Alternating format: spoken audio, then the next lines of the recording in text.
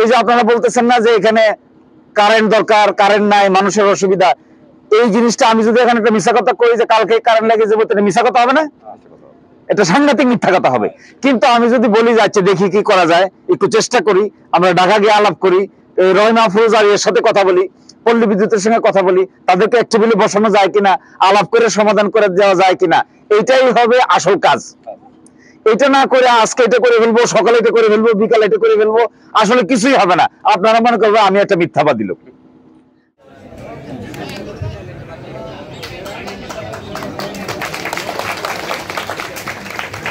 আমি মনে করি কোন শক্তভাবে এগুলোতে হাত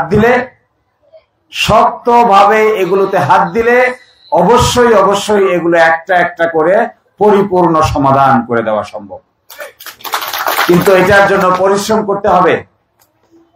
এটার জন্য নাকে তেল দিয়ে ঘুমাইলে তো নিজের কাজ অন্য এসে করে দিবে না।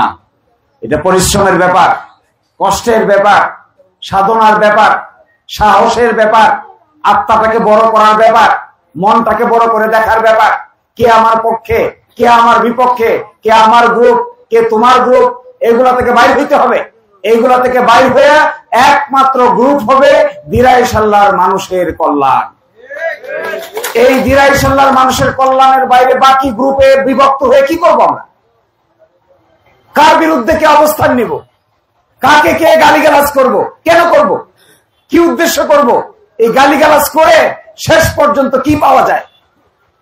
ফলে আমি মনে করি এই শাসকাই বলেন, মৌরাপুর বলেন, আগুয়াই বলেন, এই গ্রামগুলোতে যেগুলোতে এখনো লাগে নাই বিদ্যুৎ, আমি পল্লী বিদ্যুতের জেনারেল ম্যানেজারের সাথে এখানেই বসে কথা বলেছি, অনেকক্ষণ খাওয়ার সময় কথা বলেছি। উনি আমাকে বলেছেন কিছু জিনিসের অভাব আছে, আমি চেষ্টা করব স্বল্পতম সময়ের মধ্যে প্রতিটা গ্রামের প্রতিটা বাড়িতে যেন বিদ্যুৎ জ্বালানো যায়। বিদ্যুৎ না থাকলে বাচ্চারা লেখাপড়া করবে কোথায়?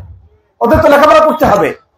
আমি আপনি নিজেদের রাজনৈতিক নেতার গরম বক্তৃতা দিয়ে মাইক ফাটাই ফেলতেছি, আর ওইদিকে বাচ্চার লেখাপড়ার ব্যবস্থা নেই।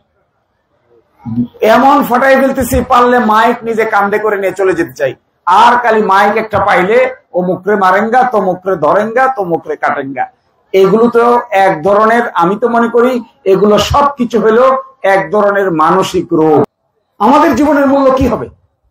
আমরা তো মধ্যবয়সী, আমরা যখন শেষ বসে চলে যাব, কি রেখে যাব? কার জন্য রেখে যাব? কি জিনিস বিরত থাকবে? শেষ পর্যন্ত থাকবে কি?